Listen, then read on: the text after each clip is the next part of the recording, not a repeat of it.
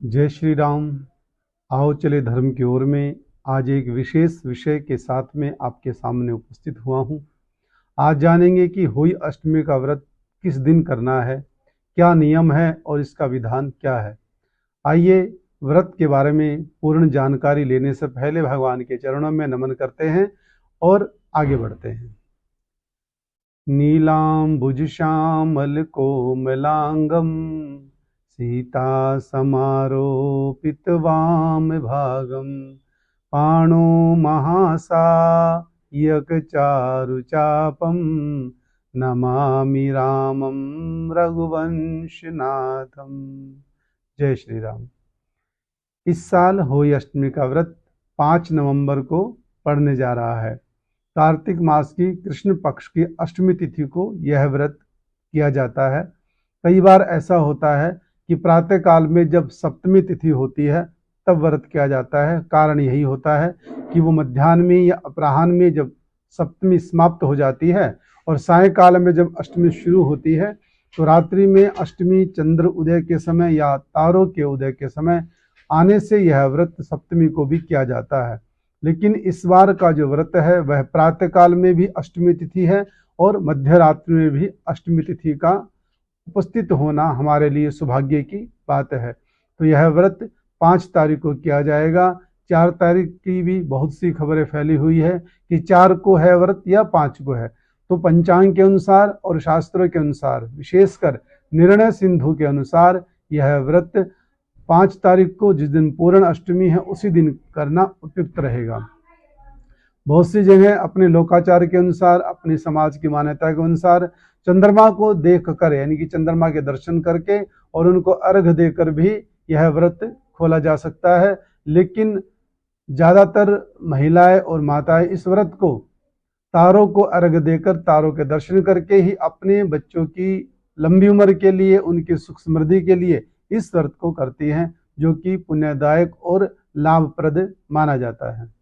जो माताएं चंद्रमा को देखकर अर्घ दे के व्रत खोलती हैं उनके लिए बता दें कि 5 नवंबर को चंद्रमा के दर्शन हमें रात्रि में 11:45 पे होंगे। लगभग समस्त भारत में 11:40 से लेकर 12 बजे तक चंद्रमा दर्शन देंगे।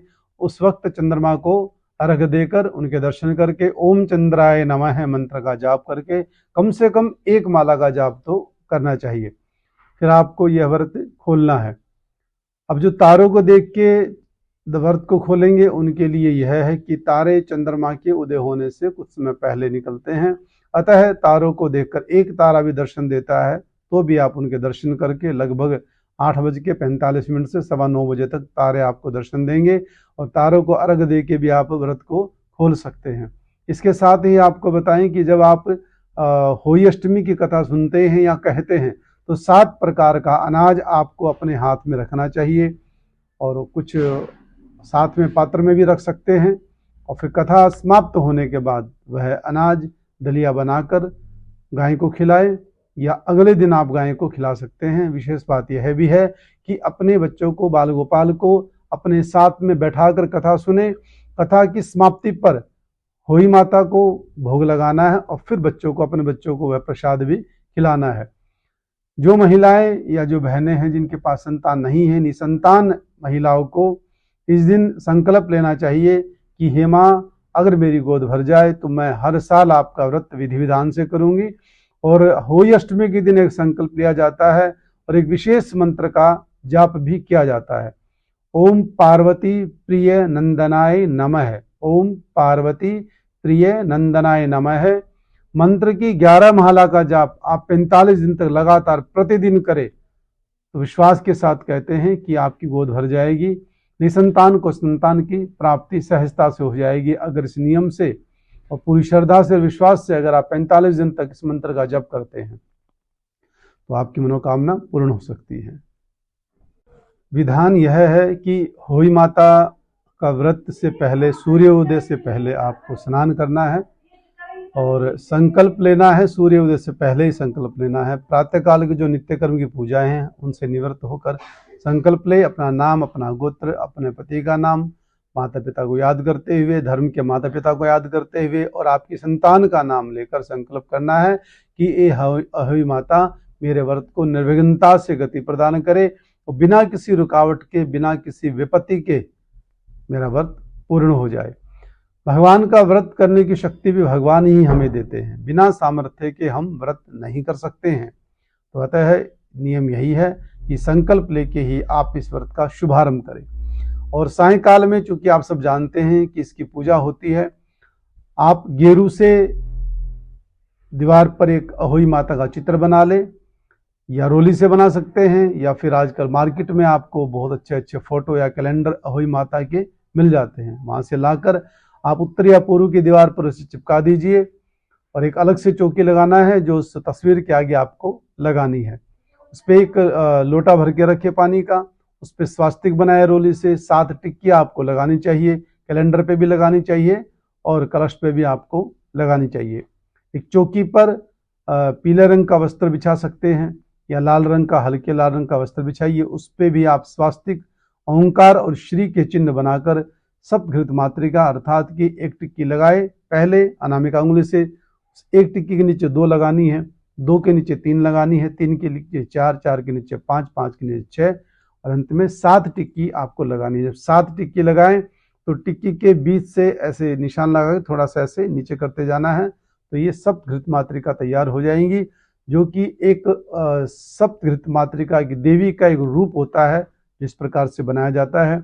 उस पर चावल, रोली, फल फूल मिठाई से पूजा करे और सब बच्चों को तिलक लगाए, माता को भोग लगाए और शाहू की माला अपने बच्चों को पहनाए। उसमें चांदी का लॉकेट, माता का लॉकेट बना सकते हैं, या फिर रोली या हल्दी की गांठ उस पर बांधकर उसमें शाहू की माला में बीच में लगाए और बच्चों को पहनाना चाहिए, स्वयं भी उसको धारण कर सकते हैं।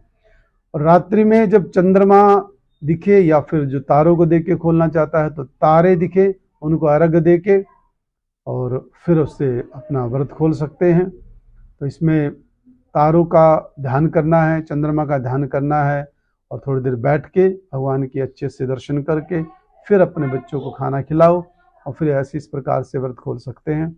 शास्त्रोचित है। और इसके बाद जो अपने लोकाचार परंपराएं अपनी अपनी हैं समस्त भारत में, क्योंकि हमारा भारत भिन्न भिन्न भाषाओं का देश है और कैसे कहते हैं कि कोस कोस पे बदले पानी और 4 कोस पे वाणी। तो अपने अपने परंपरा के अनुसार आप यह व्रत पूरे विधि विधान से कर सकते हैं। सभी माताएं इस बात का भी ध्यान दें कि इस दिन बायना निकालते हैं, पूजा समाप्त होने के बाद, कथा सुनने के बाद या पढ़ने के बाद बायना निकाला जाता है एक पात्र में। वह बायना अपनी सास को या फिर पंडित जी को आप ये दे सकते हैं। और तत्पश्चात एक बात और ध्यान रखनी है कि आपको इसमें किसी प्रकार का अपराध न हो जाए, तो छोटे छोटे बातों का ध्यान आपको रखना चाहिए। बालों को खुला नहीं रखना है, बालों को बांध के सदैव पूजा करनी चाहिए। सिर पे वस्त्र होना चाहिए, माथे पे तिलक होना चाहिए। गहरे हरे, गहरे नीले और काले वस्त्र बिल्कुल भी नहीं पहनने चाहिए। तो छोटी छोटी बातें हैं, इनके फल बहुत बड़े बड़े होते हैं। और साथ ही इसमें कुछ विशेष सामग्रियाँ होती हैं जिनका प्रयोग हमको इसमें करना चाहिए। सामग्री होती है गंगाजल, फल फूल, मिठाई, धूप, दीप, घी का दीपक इसमें लगाना चाहिए। ऋतु फल, मौसम के हिसाब से जो भी फल होता है, मौसम के हिसाब से जो फूल होते हैं वही हमें पूजा में प्रयोग करने चाहिए। मालपुए इत्यादि बना सकते हो, आटे का हलवा इसमें बना सकते हो, या फिर इस मौसम के हिसाब से जैसे सुहाली वगैरह होती है, मीठी या नमकीन सुहाली होती है, वो आप बना सकते हो। आटे के जोए बना सकते हो, उनका प्रयोग इस पूजा में करना चाहिए। साथ ही आपको मूली, फल, खीर, दूध व भात, चावल इत्यादि बना सकते हो। 14 पूरी और 8 पुए का इसमें विशेष भोग लगता है माता को।